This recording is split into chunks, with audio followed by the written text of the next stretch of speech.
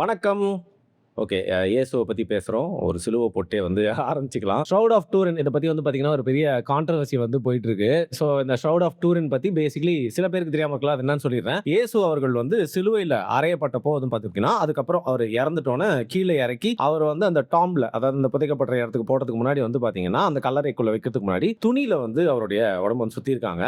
அது பின்னாள்ல அது வந்து அப்பவே இயேசு அவர்கள் இறக்கிறப்ப, வாழ்றப்பவே பார்த்தீங்கன்னா, அது ரோம சாம்ராஜ்யத்துக்கு உட்பட்ட ஒரு இடமா தானே இருந்துச்சு.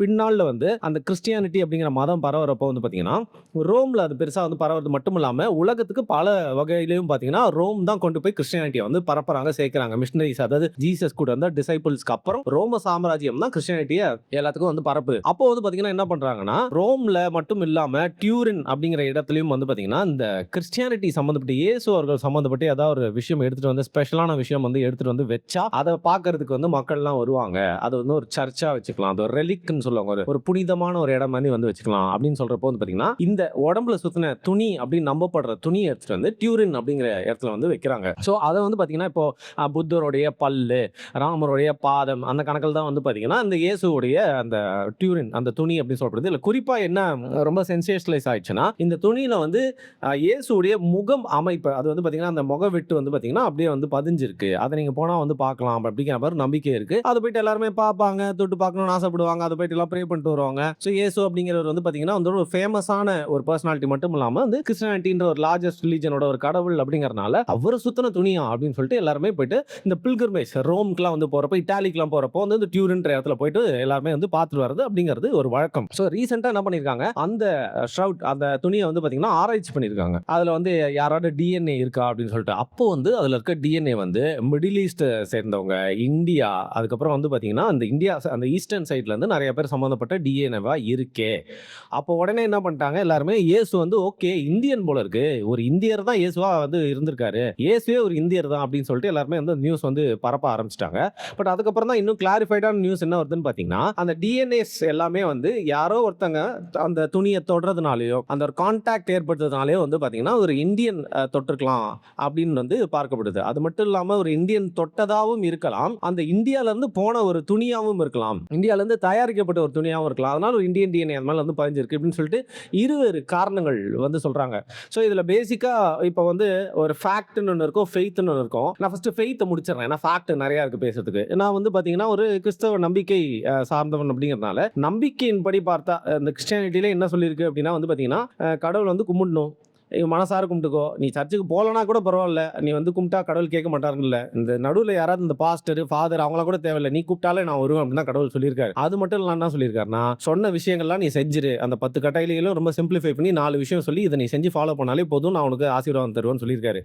அதை தாண்டி நான் நின்ன இடத்த நீ வந்து தொட்டு கும்பிடணும், நான் படுத்த இடத்துல போய் நீயும் படுத்து பார்த்தா நீ வந்து பரலோகத்துக்கு போயிடுவ, நான் என்ன சுத்தின துணியை வந்து நீ தொட்டனா அது வந்து உனக்கு வந்து பெரிய ஒரு புண்ணியம் அப்படிங்கிற மாதிரிலாம் வந்து பார்த்தீங்கன்னா எனக்கு தெரிஞ்சுப்பா கிறிஸ்டியானிட்டியில் அந்த மாதிரி எங்கேயுமே வந்து எழுதியும் வைக்கல, சொல்லப்படல. பேசிக்கலி இது வந்து ஒரு மூட நம்பிக்கை, தேவையில்லாத பாரம்பரியமாக தான் இயேசு வாழ்ந்த காலகட்டத்திலே வந்து பார்த்தீங்கன்னா அவர் கண்ணில் பட்டதே வந்து தேவையில்லாத பாரம்பரியம் இதெல்லாம் நினைச்சாரோ அதில் வந்து எதிர்த்து பேசுறது மட்டும் இல்லாமல் பெரிய போயிட்டு ஒரு பிரச்சனையே பண்ணியிருக்காப்புல சர்ச்சிலேயே. அந்த மாதிரி வந்து மூட நம்பிக்கைகள்லாம் எதிரானவர் தான் இயேசுவே. ஸோ அவர் சொல்லலப்பா இந்த மாதிரிலாம் வந்து ஒரு புனித துணி அது வந்து ரொம்ப முக்கியம், இதான் என்னோட மூஞ்சி அப்படின்னு சொல்லிட்டு. குறிப்பாக இன்னொரு விஷயம் என்ன பார்த்தீங்கன்னா, அந்த ஜீசஸ் அப்படின்னு அந்த ஒரு போர்ட்ரேட்லாம் இருக்குல்ல, அந்த கை எப்படி வச்சிருக்கிறது நம்ம பார்க்குற ஜீசஸ் ஃபோட்டோஸ் எல்லாமே வந்து பார்த்தீங்கன்னா ரோமன் வந்து இன்கார்பரேட் பண்ணி அவங்களோட டச்சில் தான் வந்து பார்த்தீங்கன்னா அந்த அவங்க ஊரில் இருக்க மாதிரி அந்த ஜீசஸ் வந்து வரைஞ்சிருப்பாங்க. ஸோ பேசிக்காக ஜீசஸோட எப்படி இருந்திருக்கலாம்னு சொல்லிட்டு நீங்கள் ஒரு ஃபோட்டோ தேடி பார்த்தீங்கன்னா ஆல்மோஸ்ட் ஒரு மிடில் ஈஸ்ட்டில் ஒரு ஆஃப்ரிக்கன் மாதிரியே கலந்த மாதிரி ஒரு முகமைப்பு இருக்கும். அதுவும் நம்மளுக்கு உண்மையா அப்படின்னு வந்து தெரியாது. ஏன் இப்போ பைபிள் அப்படிங்கிறது முதல்ல எழுதப்பட்டதே வந்து பார்த்தீங்கன்னா வந்து எல்லாருமே நினச்சிப்பாங்க ஹீப்ரூ மொழியிலன்னு, கிரேக்க மொழியில தான் வந்து இந்த ஸ்க்ரால்ஸே வந்து கிடைக்குது. ஜீசஸ் அப்படிங்கிற அந்த பேரே வந்து பார்த்தீங்கன்னா அந்த கிரீக் லாங்குவேஜ் இருக்குல்ல அந்த எஃபெக்டில் வந்து ஜியூஸ் அந்த மாதிரி வந்து தான். ஸோ இந்த மாதிரி வந்து பார்த்தீங்கன்னா ஒவ்வொருத்தரும் ஒரு மாதிரி இந்த மதத்தை பரப்புறதுக்காக வந்து ட்ரை பண்ணிருக்கும் போது இங்க அந்த காலகட்டத்தில் இருக்க இட்டாலியில வந்து ஆல்மோஸ்ட் 13 to 14 சென்ச்சுரி வரைக்கும் இந்த துணி எங்க போச்சுனே தெரியல, டக்குன்னு வருது இந்த துணி. ஸோ பேசிக்கா அந்த இடத்த ஏதோ ஃபேமஸ் ஆகணும் அப்படிங்கிறதுக்காக வந்து பாத்தீங்கன்னா எவனோ இந்த மாதிரி ஒரு துணி எடுத்துட்டு வந்து ஜீசஸே துத்தி வச்ச துணி தான் பாருங்க, அவரோட மூஞ்சி கூட இதுல இருக்குன்னு சொல்லிட்டு கலப்பிடுறதுக்கான வாய்ப்பு இருக்கு. இருந்தாலும் ஒரு நம்பிக்கை, பல பேர் அதை நம்பிக்கை ஒரு புனிதமான விஷயமா பாக்குறாங்க, அதை நம்ம இதுக்கு மேல நோண்ட கூடாது, அதை வந்து பாத்தீங்கன்னா வந்து ரொம்ப வந்து காயப்படுத்துற மாதிரி பேசக்கூடாது. பட் பேசிக்கலி மதத்துல அதாவது இந்த கிறிஸ்டியானிட்டி அப்படிங்கிற மார்க்கத்தில் என்ன சொல்லியிருக்குன்னு பாத்தீங்கன்னா வந்து இந்த மாதிரி எந்த விஷயம்லாம் வந்து நீ வணங்கவே தேவையில்ல. ஒரு பொருளை போய் தொட்டா புனிதம் அப்படிங்கிற மாதிரிலாம் எதுவுமே இல்லை. பட் இருந்தாலும் நம்பிக்கையில இது ரொம்ப ஃபேமஸ் ஆகி ஒரு டூரிஸ்ட் அட்ராக்ஷனாகவே இருக்குது. இதில் இப்போ நம்ம ஃபெய்த் இதோட முடிஞ்சிச்சா? இதில் ஃபெய்த்தில் இன்னொரு ஃபேக்ட் என்னன்னு பார்த்தீங்கன்னா வந்து நடுவில் கொண்டு வந்து சொருவிருக்காங்க. இருந்தனா எப்பயும் இயேசுவோட இறந்த காலகட்டத்திலே இந்த துணி யாரோ வந்து பதப்படுத்த பற்றி பாதுகாப்பு வச்சிருக்கணும். அப்புறம் எப்படி டக்குன்னு சம்மந்தமே இல்லாமல் வந்துச்சுன்னு சொல்லிட்டு இது மாதிரி சந்தேகம் எழுப்புறவங்களும் இருக்காங்க. இதில் இன்னொரு விஷயமும் இருக்குது. கான்ஸ்டன்டைன் அப்படின்னு சொல்லிட்டு இந்த ரோம பேரரசோட ஒரு மன்னர். அவர் வந்து பார்த்தீங்கன்னா அவரோட பேரில் தான் வந்து இன்னைக்கு இருக்கக்கூடிய டர்க்கியில் இஸ்தான்புல் அப்படிங்கிற சிட்டி இருக்கு இல்லையா, அது வந்து இதுக்கு முன்னாடி கான்ஸ்டான்டினோப்பிள்னு சொல்லிட்டு அவர் கண்டுபிடிச்ச ஒரு சிட்டி. அதாவது அவர் நிறுவன ஒரு நகரம் தான். அவங்களோட அம்மா என்ன பண்ணுறாங்க, ஜீசஸ் இறந்து 200 வருஷத்துக்கு தாண்டின்னு வச்சுக்கோங்களேன், அந்த டைமில் ஜீசஸ் பற்றின கதைகள்லாம் கொஞ்சம் கொஞ்சமாக எல்லா சமயமே பரவிட்டே இருக்கும்போது அவங்க வந்து அந்த கதைகள்லாம் கேட்டு ரொம்ப பக்தியாகி ஐயோ நான் கிறிஸ்டியனாக மாற போகிறேன்னு சொல்லிட்டு மாறுறாங்க. ஆனால் அந்த கான்ஸ்டன்டைன் வந்து பார்த்தீங்கன்னா ரோமன் அந்த பேகன் காட்ஸ்லாம் வந்து வர்ஷிப் பண்ணிட்டு அப்படியே இருக்காரு. என்னதான் இருந்தாலும் அம்மாவுக்கு ரொம்ப பிடிச்சிருக்குன்னு சொல்லிட்டு அம்மா கேட்டாங்களே அப்படின்னு சொல்லிட்டு இந்த கிறிஸ்டியானிட்டியை பரப்புறதுக்கு அவரால் முடிஞ்ச விஷயங்கள்லாம் செய்கிறாரு. அவங்க என்ன பண்ணுறாங்க, அதாவது அவங்க அம்மா நீங்கள் போயிட்டு அந்த ஜெருசலம் கிட்ட எங்கே வந்து அவர் வந்து சிலுவை அரைஞ்சாங்களோ அந்த சிலுவை எப்படியா கண்டுபிடிச்சி எடுத்துருவாங்கன்னு சொன்னேன். அவங்களும் போய் தேடி இருக்காங்க. அது உண்மையாக பொய்யெல்லாம் தெரியாது. ஏதோ ஒரு மரக்காலை பார்த்து இதுதான் இயேசு அரைஞ்ச சிலுவைங்க அப்படின்னு அவங்க சொன்ன போய் இவங்களும் நம்பி அந்த சிலுவையை எடுத்துகிட்டு வந்து அதை பல குட்டி குட்டி சிலுவையாக வந்து கட் பண்ணி பார்த்தீங்கன்னா பல இடங்கள் கண்டுச்சு அங்கேருந்து சர்ச்சஸ்லாம் வந்து உருவாக்கியிருக்காங்க. ஸோ இதுவும் பார்த்தீங்கன்னா வரலாற்றில் வருது. ஸோ இதே மாதிரி தான் இந்த ஷரவுட் ஆஃப் டூரின் அப்படிங்கிறதும் வந்து உருவாக்கலாம். ஸோ இதான் இதோட பேசிக் பேக் ஸ்டோரி. இதில் ஃபேக்ட் நம்ம தெரிஞ்சுக்க வேண்டிய விஷயம் என்னன்னு பார்த்தீங்கன்னா, ஜீசஸ் இந்தியரா அப்படிலாம் நம்மளுக்கு தெரியாது. ஏன்னா ஜீசஸ் வந்து இந்தியரா அப்படிங்கிறதையும் தாண்டி இந்தியாவுக்கு வந்துட்டு போயிருக்காரா அப்படிங்கிறது ஒரு பெரிய தியரி. ஏன்னா ஜீசஸ் வந்து அந்த பைபிளில் படிச்சிங்கனாலோ நீங்கள் போயிட்டு நிறைய ஆராய்ச்சிலாம் வந்து பார்த்தீங்கன்னா வந்து நிறைய ஜீசஸை பற்றின ஃபேக்ட்ஸ் நம்மளுக்கு வந்து இருக்குது. ஆனால் அவருடைய அந்த சின்ன வயசில் போயிட்டு என்ன பண்ணுறாங்க, அவங்க அப்பா அம்மாவோட சர்ச்சுக்கு போகிறாரு. அங்கே வந்து அங்கே இருக்கிற அந்த யாரெல்லாம் வந்து குருமார்கள் இருப்பாங்களா அவங்ககிட்ட வந்து வாதம்லாம் பண்ணி ஆர்கியம்லாம் பண்ணிருக்காங்க. அப்புறம் அதே வீட்டுக்குன்னு சொல்லிட்டு கூப்பிட்டு போயிறாங்க அவங்க பேரண்ட்ஸ். அதற்கப்புறம் அப்படியே கட் பண்ணால் ஒரு 32வதோ இல்லை 31வது வயசுன்னு நினைக்கிறேன். அந்த இடத்துல வந்து திருப்பியும் அவரோட கதை வந்து ஆரம்பிக்குது.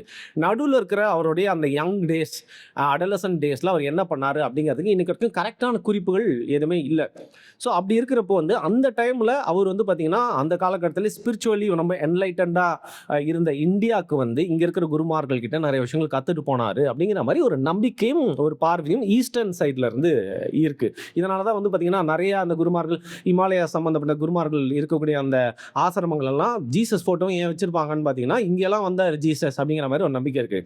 இன்னொரு நிறைய பேர் பேச விரும்பாத விஷயம் என்னன்னு பார்த்தீங்கன்னா இன்னைக்கு இருக்கக்கூடிய பைபிளில் ஜீசஸுடைய வரலாறு, வாழ்க்கை, அவரோட போதனைகள்லாம் தாண்டி வந்து பார்த்தீங்கன்னா தள்ளப்பட்ட சில புத்தகங்கள் இருக்குது. அதில் வந்து ஜீசஸ் குழந்தை டைமில் என்ன பண்ணார் அப்படிங்கிற மாதிரி விஷயங்கள்லாம் இருக்குது. உதாரணத்துக்கு பார்த்தீங்கன்னா ஒரு காஸ்பலில் வந்து ஜீசஸ் வந்து மண்ணிலே வந்து புறாலாம் செஞ்சு ஊதினார். அது வந்து உண்மையான புறாவா மாதிரி வந்து பறந்து போச்சு. பக்கத்து வீட்டு குழந்தைங்களுக்கும் ஜீசஸ்க்கும் சண்டை நடந்துச்சு. அப்போ ஜீசஸ் வந்து அவர் பவர் வச்சு ஏதோ பண்ணிட்டார். இந்த மாதிரி நிறைய கதைகள்லாம் இருக்கும்.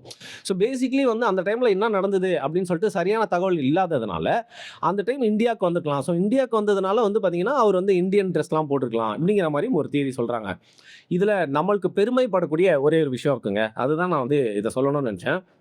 ஸோ பேசிக்காக அந்த மஸ்லின் அப்படின்ற ஒரு கிளாத் ஒன்று சொல்லுவாங்க. அந்த மெட்டீரியல், அந்த கிளாத்தை நம்ம அந்த காலகட்டங்களே ஏன்ஷியன் டைம்ஸ்லேருந்தே வந்து பார்த்திங்கன்னா ரோம பேரரசுக்கு மட்டும் இல்லாமல் நம்ம வெஸ்ட்லேருந்து வரக்கூடிய நிறைய ட்ராவலர்ஸ்க்கு நிறையா வந்து மர்ச்சன்ட்ஸ்க்கெலாம் பார்த்திங்கன்னா நம்ம விற்றுருக்கோம், இம்போர்ட் பண்ணியிருக்கோம்.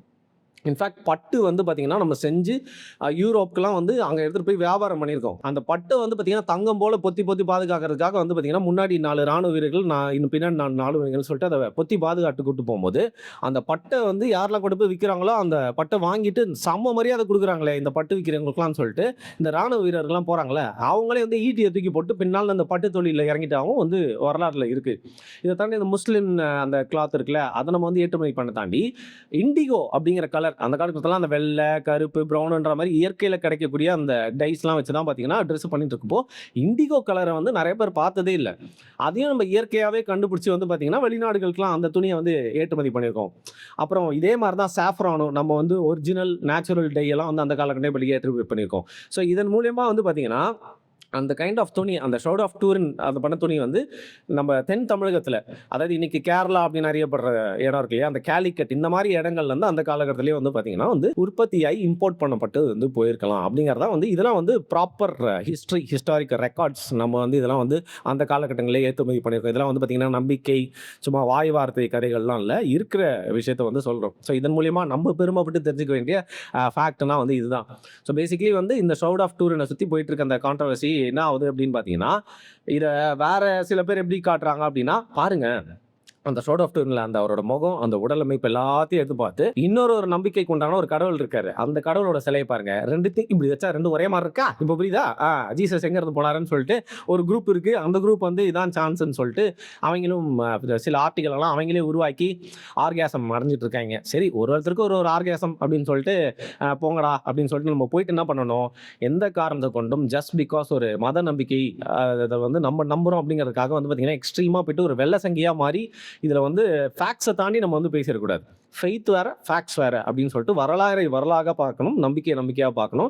ஸோ இதுதான் பேசிக்கலி இந்த ஷரவுட் ஆஃப் டூரிசம் வந்து போயிட்டு இருக்கு. அண்ட் நம்ம இந்த வீடியோ பார்க்குறப்போ மேபி வந்து குட் ஃப்ரைடே அந்த நாள் கூட இருக்கலாம்.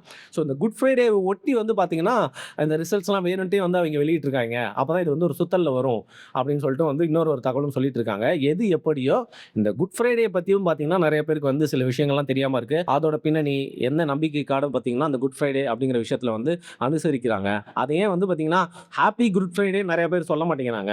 சரி அது ஒரு சோகமான ஒரு நாள்னா கூட ஏன் குட் ஃப்ரைடே அப்படின்னு பேர் வந்திருக்கு. இந்த மாதிரி விஷயங்கள்லாம் வந்து பார்த்தீங்கன்னா, இன்னொரு காணொலியில வந்து பேசலாம்னு சொல்லிட்டு எழுதி வச்சிருக்கேன். அதுல சில வரலாற்று தகவல்களும் ஃபேக்ட்ஸ் நான் சொன்ன மாதிரி ஃபெய்த் வேற, ஃபேக்ட்ஸ் வேறன்னு சொல்லல. அதுல சில வரலாற்று தகவலும் வச்சிருக்கேன். அத நான் வந்து இன்னொரு காணொலியில உங்களுக்கு வந்து சொல்றேன். இந்த வீடியோவ பத்தி நீங்க என்ன நினைக்கிறீங்க அப்படின்னு சொல்லிட்டு, நீங்க குறிப்பா நான் சொல்றத ஒத்துக்கலன்னா, உங்களுடைய எதிர்கருத்து என்ன அப்படிங்கிறத மறக்காம கீழ கமெண்ட் பண்ணுங்க. நன்றி.